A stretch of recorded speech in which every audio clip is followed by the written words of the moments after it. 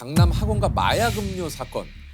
서울 대치동 학원가에서 학생들에게 마약 음료를 직접 나눠준 일당 4명이 모두 경찰에 붙잡혔습니다. 이들은 학생이 음료수를 마시면 부모님에게 추가로 더 설명해주겠다면서 학부모 연락처를 받았고 이후 부모에게 전화와 문자 등으로 자녀가 마약을 마셔 경찰에 신고하겠다고 협박하며 금품을 요구했습니다. 요거 이제 주범을 경감님 팀이 검거를 하셨다고 그래요. 네, 이게 참 저도 마약 사건을 오래 수사를 해봤지만 아, 요거 진짜 너무 충격적이었어요. 우리 실제 이 사건은 이제 보이스피싱 조직이 네. 보통 사람을 속여가지고 돈을 편취를 하잖아요. 네, 그렇죠. 갈취를 하고 하잖아요. 근데 이번에는 이제 마약류를 학생들한테 먹여가지고 그거를 빌미로 협박을 해서 그 부모로부터 돈을 갈취하려고 했던 사안인데 그러냐? 네, 그래서 이제 우유를 구입을 해서 음. 중국에서 온 통에다가 필로폰을 섞었어요. 섞어서 그 또 한쪽 팀에서는 아르바이트생들을 이제 이게 머리에 좋은 약이 음료다. 그러니까요. 먹으면 공부하는 데 효과가 있다. 이렇게 전단지를 나눠주는 아르바이트를 모집을 하고 실제 아르바이트 하는 사람들은 받아가지고 실제 학생들한테 가서 이거 먹으면 좋다. 집중력 향상에 좋다. 좋다. 그러면서 그 설문지에다가 부모님 연락처를 받은 거예요. 어머나. 학생들은 진짜 그런 줄 알고 그걸 진짜로 먹은 이렇게 음료를 마신 학생들이 있었고 아니 그러면 그렇게 되면은 그 학생은 정상 참작이 됩니까? 학생은 잘못이 없죠. 그건 뭐 잘못이 없죠. 그쪽 그러면 그 아르바이트 한 사람들도 그 부분은 저희들이 수사가 계속 진행 중이고 지금 진행 중입니다. 예, 왜냐하면 본인들이 행위 자체가 그런 행위를 했잖아요. 근데 본인이 몰랐다고 하는데 그게 진짜 그거는 진짜인지. 또 확인해봐야 될 부분이고요. 그 무엇보다도 이 피해를 당한 우리 청소년들이 참 그렇죠. 많이 걱정이 좀 됩니다. 네네. 예. 그래서 그 친구 중에는 이제 어떤 증상이 와서 이제 그런 호소한 친구도 있고요. 그렇죠. 근데 처음에 몰랐죠. 자기가 음료수를 마셨는데 그렇죠. 몸에 어떤 증상은 와도 그게 뭐 뭔지를. 아무것도 모르고 엄마가 컨디션이 안 좋다고 생각할 수도 있는 컨디션이 거고. 안 좋아요. 뭐 이렇게 좀 이상해요. 그 정도만 있었는데 나중에 이제 이게 밝혀지고 나서는 이제 충격이었고 그래서 그 친구들은 경찰 차원에서 피해자를 보호하는 그런 시스템이 있거든요. 네. 그래서 치료도 하고 또 상담도 하고 그렇게 연계를 했습니다. 이게 검거 과정이나 여러 가지가 이제 뭐 보도를 통해서도 좀 저희가 봤지만 여기 이제 CCTV나 이런 걸로 이제 그 범인들의 그렇죠. 이제 처음에는 이게 뭐 저희 서울청 마약수사대에서 처음에 한 건 아니고 강남서에 신고가 돼가지고 아르바이트생들을 빠른 시간 안에 특정을 해서 검거를 했어요. 검거해서 수사를 하다 보니까 이게 택배로 원주에서 온 거예요. 그래서 저희들이 이제 원주로 급파를 했어요. 팀을 급파를 해서 실제 그거를 배달한 우체 택배 기사를 만나고 그 택배 기사가 그 물건을 받은 지역에 가서 또 CCTV 뭐 얘기하셨지만 CCTV를 이틀 동안 꽤 추적을 해서 뒤져가지고 이제 실제로 그 행위를 했던 범인을 검거를 했던 사람. 그러니까 국내 그 범인들은 다 잡았고 네네네. 이제 해외 지금 그렇죠. 주범을 아직 네, 주범은 지금 저희 인터폴 적색 수배를 해놓은 상태고 중국 공안하고 협조를 해서 이제 조속히 검거해서 빨리 좀 검거가 됐으면 좋겠어요. 네, 저도 그랬으면 좋겠습니다. 예. 검찰은 영리 목적으로 미성년자에게 마약을 제공했다며 사형까지 구형이 가능한 법조항을 적용했습니다. 아니 이게 이제 마약 범죄율이 실제로 좀 예전에 비해서는 정말 좀 많이 심각한 수준이죠. 일단 통계적으로 객관적으로 통계를 봤을 때 뭐 2010년도, 뭐 2008년도에 뭐 한 12,000명 정도 됐다 하면 2022년도에 뭐 18,000명 뭐 이렇게 늘어나니까 일단 통계적으로 봐서도 많고요. 인원도 많지만 연령이 낮아지고 있어요. 이게 또 예, 참 문제네요. 저희들이 보통 마약 사범을 빙산의 일각이라고 얘기를 해요. 뭐 원래 은밀하게 거래를 하고 은밀하게 행해지는 범죄인데 수사기관이나 추적을 검거를 하잖아요. 그러면 더 많거든요. 그렇겠죠. 사실 피부로 느껴질 만큼 이렇게 마약 범죄가 늘어난 이유가 뭐 여러 가지 이유가 있겠지만 어떤 이유가 좀 있을까요? 예를 들어서 우리 조세호 씨가 한 10년 전에 마약을 어디서 구하고 싶었어요.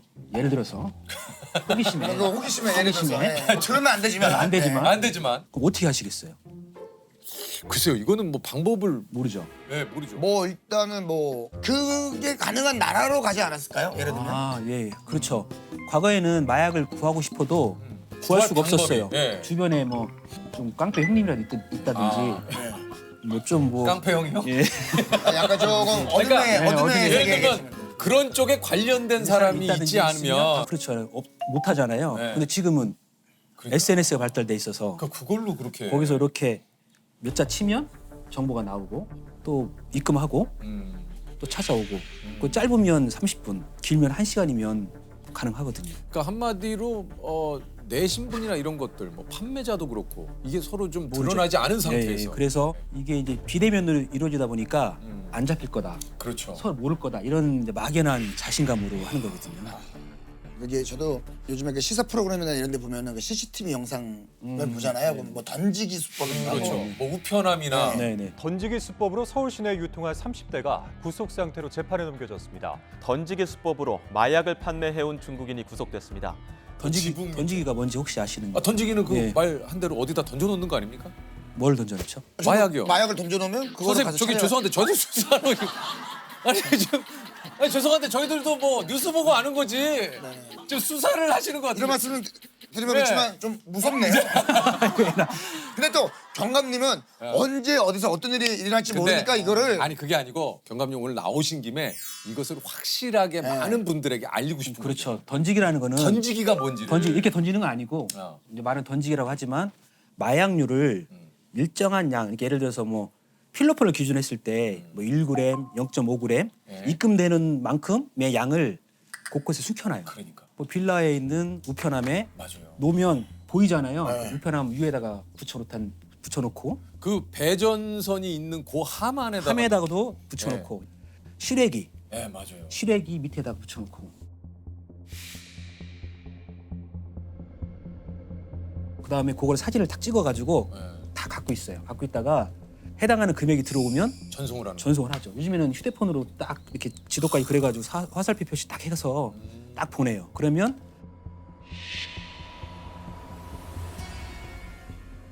파는 사람이나 사는 사람이 서로 모르죠. 그러니까요. 네, 그게 던지기. 그게 던지기죠.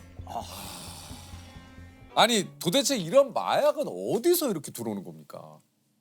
대부분이 해외에서 밀반이 때문입니다. 그러니까 무슨 뭐 택배가 요즘 또 이제 그렇죠. 국제우편이나 이런 것들이 요즘에 많으니까. EMS 국제우편 맞아요. 또 화물 국제 화물이 많잖아요.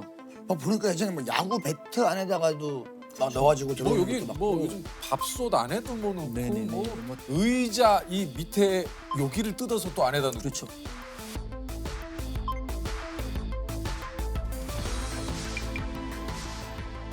제가 가장 어려웠던 거는 뭐냐면 아스피린 있잖아요. 네. 캡슐, 아스피린 캡슐에다가 다 담아요. 그걸. 담아서 진짜 아스피린하고 그런 의약 건강기능 섞어요. 같이 들어와요. 같이. 또 일부는 이제 그런 전달하는 사람들이 내 몸에 숨겨서 봤어요. 예전에 뭐 그걸 삼킨다고 그거를 이렇게 이제 비닐에 넣어서 음. 이제 삼켰다가 그러니까요. 이제 국내는 들어왔는데 이게 위활동 때문에 이게 터지면서 그러니까 사망한 사건도 있었죠. A씨가 몸속에 마약을 넣고 운반하는 이른바 보디패커일 가능성에 무게를 두고 있습니다. 아니 그 마약사범들을 잡으면 마약 검사도 이제 거기서 좀 하게 되죠. 그렇죠. 소변을 채취한다든가. 소변 채취는 기본적으로 하게 돼 있어요. 소변 채취할 때도 직접 들어가서 이렇게 이제 수사관 분들이 직접 채취를 그렇죠. 하신다고. 그래서 기본적으로 소변을 채취를 하려고 그러면 옆에서 보고 있어요. 그렇죠, 그렇죠. 왜 그게 그러냐면 아니면은 그게 아니면 소변을 바꿔치기 하려고 가짜 소변을 갖고 다니는 게 있었어요. 소변을 차고 들어와요. 차고 들어와서 소변을 볼 때 본인 투약해서 나올 것 같으니까 다른 소변을. 소변을 다른 걸 덜기도 하고 또는 이제 소변에다가 물을 좀 타기도 하고 그러니까 수환이 따라 들어가서 보거든요. 보고 또 이제 저희들은 이제 방법이 종이컵에 받으면 딱 만져봐요. 따끈따끈. 온도 체크를. 네. 네. 더글로리 있잖아요. 드라마 더글로리에서 보면은 그 마약을 투약한 한 배우가 머리 탈색을 하거든요. 거기서. 네네. 그럼 탈색을 하면 안 걸립니까? 탈색해도 국가수에서 다 검출해야 됩니다. 그러니까 기술이 발달하니까. 그렇죠. 실제 탈색한 사람이 성공이 나온 사례가 많이 있어요. 아니 이게 수많은 마약사범들을 보셨을 거 아니에요. 마약사범들에게 보이는 공통적인 특징 같은 게 있습니까? 이제 눈동자가 약간 뿔구스름하거나 투약한 후에 예, 그런 이제 말 시켜보면 오늘하거나 그다음에 팔을 자꾸 긴팔을 입고 계신데 이 팔에 이게 있네요. 이건 뭐가 있어요? 주사 자국이. 이 뭐야 이 주사 쪽. 아, 갖고 오라니까 그거를. 제가 이거 뭐. 자, 보십시오. 뭐 보십시오. 네네. 꼼꼼히 봐주세요. 예. 예, 저도 좀 보시고. 뭐, 예, 예. 깨끗하시네요. 예. 혈관, 여기 이거는 혈관 자리가 아니라 혈관에 나. 아, 조생. 나 집어 넣으려고. 근데 많이 하는 사람들은 상처가 남아요. 근데 긴팔 입으면 한번 쳐다보긴 하죠. 예. 그냥 긴팔을 입은 게 아니라 아 저분은 좀 약간 뭔가 네, 이상하다. 표시가 나는 사람들은 되게 꺼려하기 때문에. 아니 이게 저 수사하다 보면은 이제 황당한 말들을 늘어놓는 그 범인들도 좀 있다 그래요. 구속을 시키고 제가 얘기 좀 하거든요. 예. 마약을 접한 거 얘기를 하면 어떤 사람이 저한테 왜 자기를 잡냐. 아, 제가 뭐 사람을 죽였습니까? 뭐 돈을 훔쳤습니까? 내가 누굴 때렸습니까? 돈 벌어가지고 제가 사서 제가 했는데 왜 저를 왜 잡습니까? 왜 잡는 건지 모르겠어요. 그렇게 물어보는 거예요.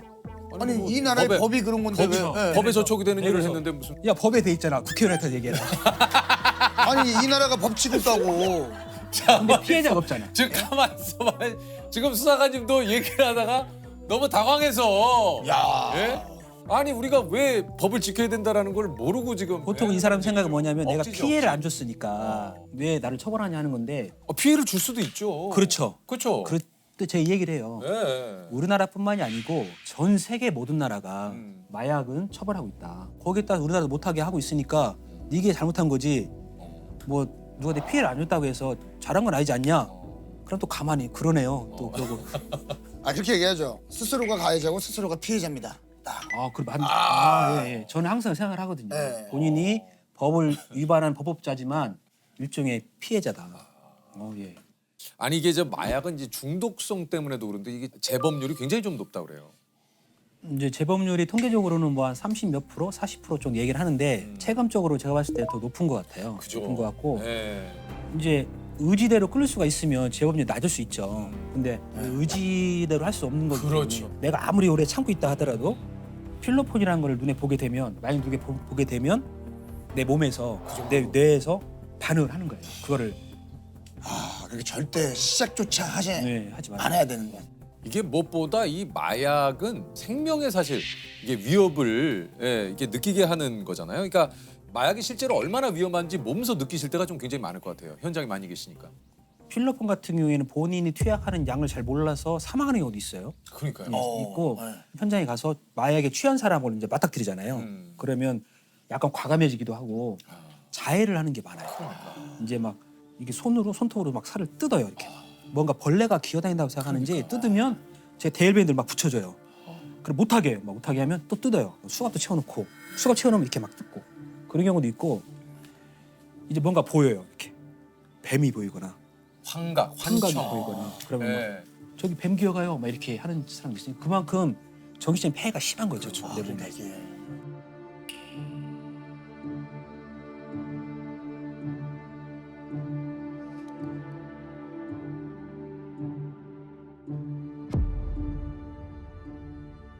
그게 그 펜타닐이 뭡니까?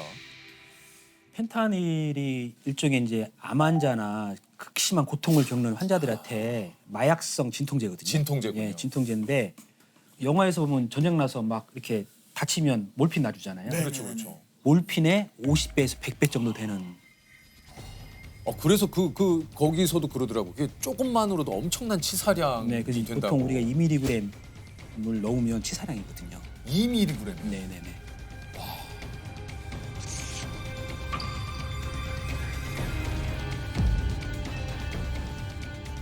미국 성인의 사망률 1위가 펜타닐 중독이에요. 청소년들이 많이 해요. 그럼 중독되거든요. 그러면 거의 뇌가 망가질 정도로 독성이 강해요. 한 번만 이렇게 해서 한번 해보자 해서 친구 하나 따라가서 이렇게 했다. 완전 중독되는 거죠. 그 어디선가는 그것도 사례로 그 소개를 했는데 중독자들이 하도 많은 그래서 여기서는 좀 정책을 바꿔서 뭐냐면 해독같이 그러니까 그 생각을 좀 안 나게 만드는 그 약차가 아침에 출근하시는 분들 그냥 그걸 드시고 갈 수 있게. 예. 그 포르투갈인가 그게 있더라고요. 그래요. 거기는 아예 사회에 만연돼 있으니까. 그 만연이 돼 있는 막 인터뷰를 하니까 이거를 좀 하고 가면 훨씬 낫다. 그러니까 그 정도로 이제는 마약에 중독된 분들이 너무 많다 보니까 예. 사람들이 버스 앞에 서 있는 이유는 단 하나. 바로 메타돈이란 약을 먹기 위해서입니다.